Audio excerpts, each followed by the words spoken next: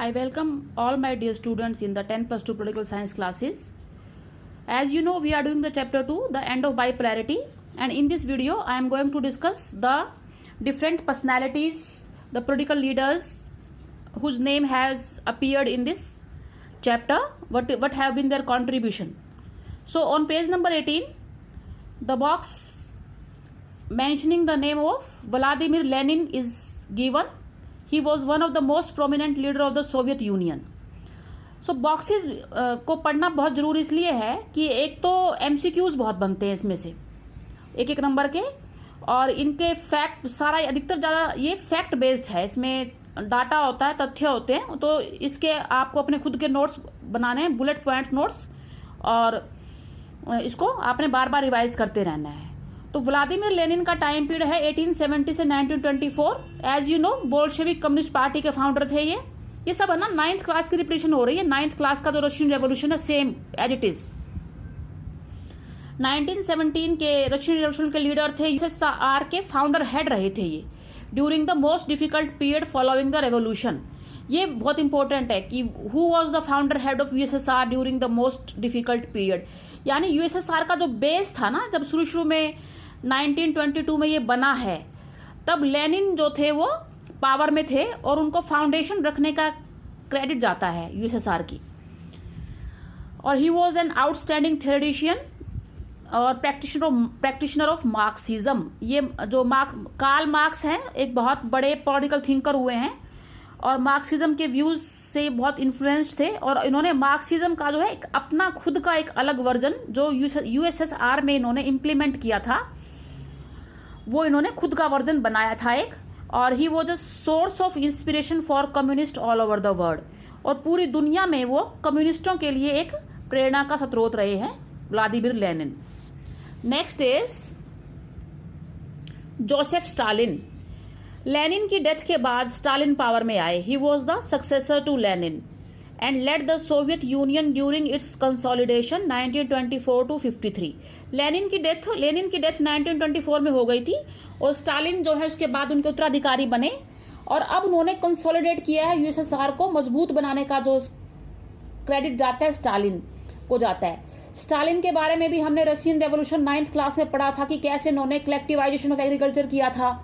जो कुलाक्स, जो rich peasants थे, कैसे उनसे जमीनें लेके जो है वो उस पर फिर पूरे समूह ने खेती करते थे, सारे किसान मिलके, और प्रॉफिट को बांटते थे. जिसकी जरूरत ज्यादा होती थी उसको ज्यादा शेयर मिलता था. याद आ रहा है आपको? 9th क्लास में हमने पढ़ा था. सेम रिपीट हो रहा है. एक तो रैपिड इंडस्ट्रियलाइजेशन यूएसएसआर में शुरू हुआ, औद्योगिकरण बहुत फास्ट गति से.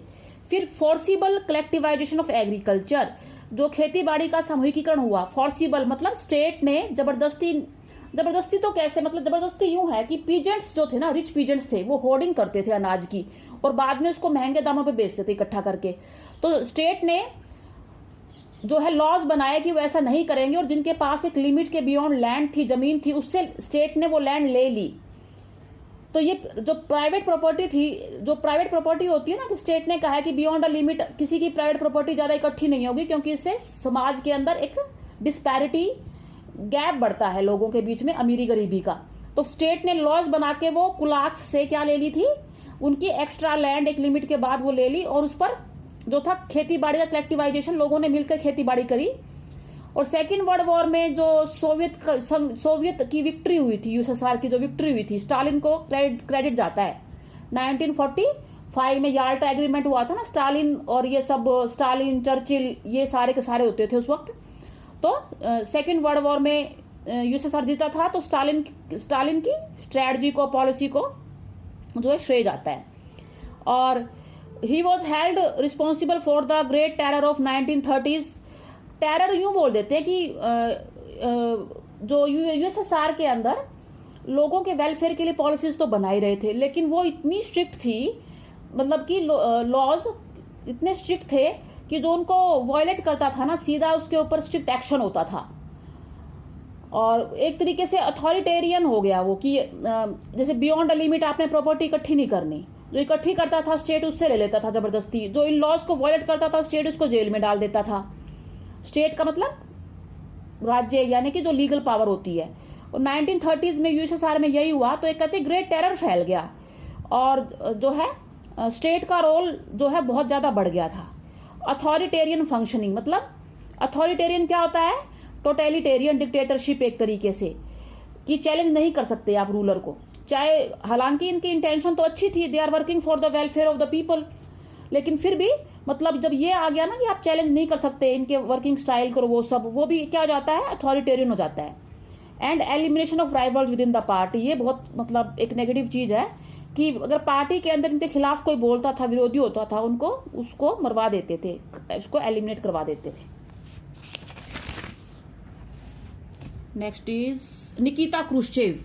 क्रुश्चेव याद आ गया, क्यूबन मिसाइल क्राइसिस के अंदर क्रुश्चेव थे 1874 से लेकर 1971 तक, 53 से 64, 94 में पैदा हुए थे, 71 में डेथ हो गई थी, और जो उनका जो वर्किंग पीरियड है वो है 53 टू 64। इन्होंने स्टालिन का जो स्टाइल था, अथॉरिटेरियन स्टाइल था लीडरशिप का, उसको डिनाउंस कर दिया, उसको त्याग दिया, and introduce some reforms in the 56, और 56 में कुछ सुधार लेके आए। वेरी इंपॉर्टेंट, इन्होंने सजेस्ट किया कि वेस्ट के साथ पीसफुल कोएग्जिस्टेंस बड़ा जरूरी है, शांतिपूर्वक सह अस्तित्व, हमें वेस्ट के साथ शांतिपूर्वक सह अस्तित्व बनाना पड़ेगा प्रोग्रेस के लिए। और he was involve in suppressing popular rebellion in Hungary. अब हंगरी की रेवोल्यूशन बताई थी ना, हंगरी के अंदर कैसे जो था कम्युनिस्ट रेवोल्यूशन हुआ था, और उसमें सप्रेस कम्युनिस्ट रेवोल्यूशन हुआ था अगेंस्ट द कैपिटलिस्ट रूल। ये दोबारा पढ़ना, हंगरी 56 की जो हंगरी रेवोल्यूशन थी, तो उसको सप्रेस करने में आपको पता ही है कोल्ड वॉर का टाइम था वो, और यूएसएसआर ने इंटरवीन किया और उस रिबेलियन को क्या कर दिया, दबा दिया, सप्रेस कर दिया। हंगरी की कम्युनिस्ट गवर्नमेंट थी और उसके अगेंस्ट रिबेलियन हो रहा था, verified. And in the Cuban missile crisis, और उसमें क्यूबन मिसाइल क्राइसिस में इसका रोल था। ये टाइमलाइन में हमने पढ़ा था डिटेल में, टाइमलाइन के अंदर। ये हो गया, इसके बाद आएगा ब्रेजनेव आएंगे, इसके बाद ब्रेजनेव 64 से 82 के बीच में काम किया इन्होंने यूएसएसआर के अंदर। इन्होंने प्रपोज किया एशियन कलेक्टिव सिक्योरिटी सिस्टम, की एशिया के जितने भी कंट्रीज हैं उनको कलेक्टिव सिक्योरिटी, सामूहिक सुरक्षा के दायरे में आना चाहिए। और he was associated with the data phase. Data होता है temporary relaxation in the cold war hostility. एक टाइम पर कोल्ड वॉर बड़ा बहुत ही मतलब यूं कह लो कि बहुत ज़्यादा टेंशन वाली सिचुएशन थी, लेकिन कई बार ऐसा समय भी आता था कि थोड़ा सा रिलैक्सेशन हो जाता था टेंशन के अंदर, कि दोनों जो पावर्स हैं अब बहुत हॉस्टाइल नहीं है एक दूसरे के प्रति, और जो टेंशन है वो बड़ी कम हो गई है। वो देता बोलते हैं उसको देता फेज बोलते हैं। तो देता का क्रेडिट भी ना दोनों सुपर पावर की पॉलिसीज को ही जाता है कि they decided not to increase the hostility any more, कि दुश्मनी को और ना बढ़ाया जाए। तो ब्रेजनेव को जाता है देता का क्रेडिट यूएस के साथ संबंध बनाने में, रिलेशन बनाने में। और चेकोस्लोवाकिया के अंदर जो एक रिबेलियन हुआ था उसमें सप्रेस करने में इनका काफ़ी योगदान जाता है। और उसके बाद अफगानिस्तान का 79 में जो यूएसएसआर ने जो इन्वेजन किया था उस टाइम ब्रेजनेव ही लीडर थे। अच्छा, ये आपको ध्यान रखना है कि 91 के बाद रशिया है और 91 से पहले यूएसएसआर है।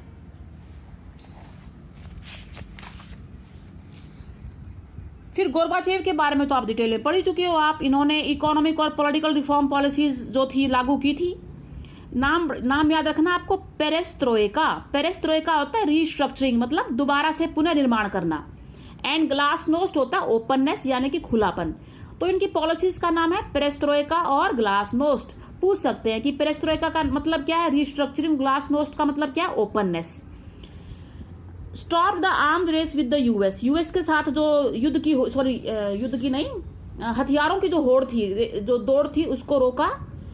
अफगानिस्तान में जो सोवियत ट्रूप्स 79 में जो गए थे, इंटरवेंशन हुआ था वहां पर, उनको वापस बुला लिया।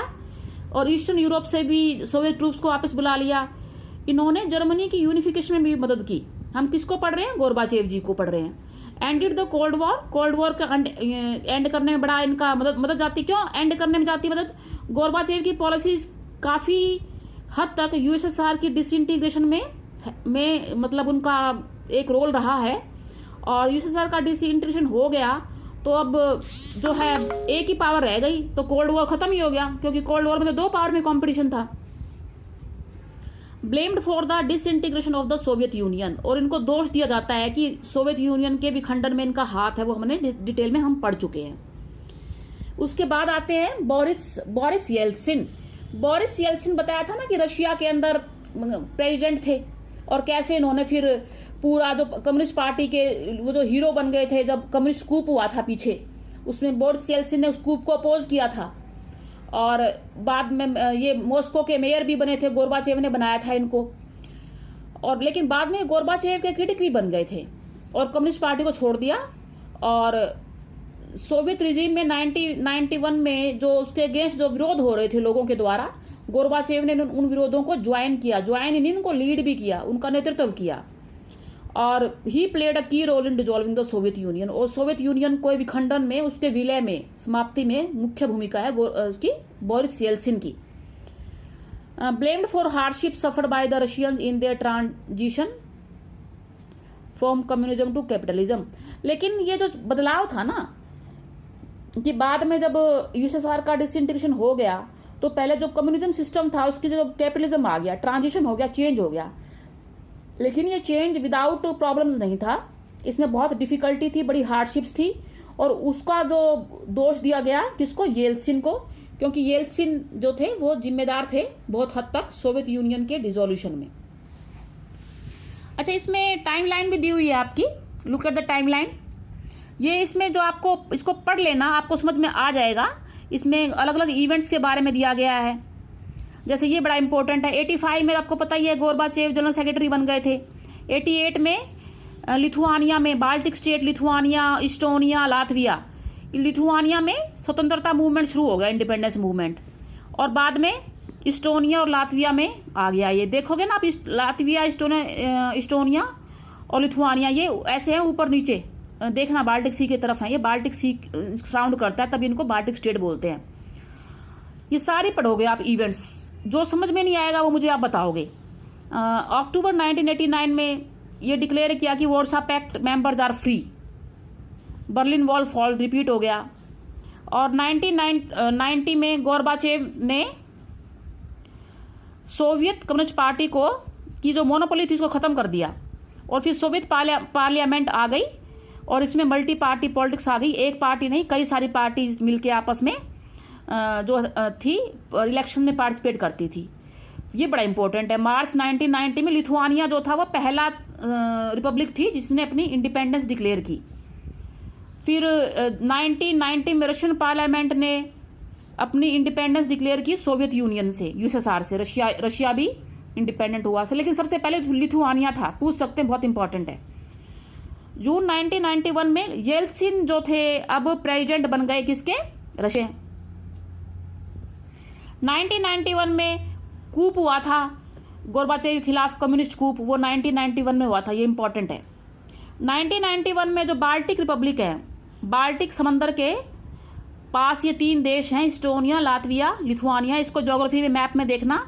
इन्होंने क्या किया, they became the UN members, United Nations के इनकी को मेंबरशिप मिल गई। बाद में नाटो भी ज्वाइन कर लिया इन्होंने मार्च 2004 के अंदर। और 1991 दिसंबर में क्या हुआ, वही रशिया, बेलारूस, यूक्रेन ने अपनी 1922 की जो ट्रीटी थी, जिस ट्रीटी के तहत यूएसएसआर बना था, उसको एनल कर दिया, इसको ख़त्म कर दिया। और CIS जो है, कॉमनवेल्थ ऑफ इंडिपेंडेंट नेशंस, बना 1991 में। बड़ा इंपॉर्टेंट है।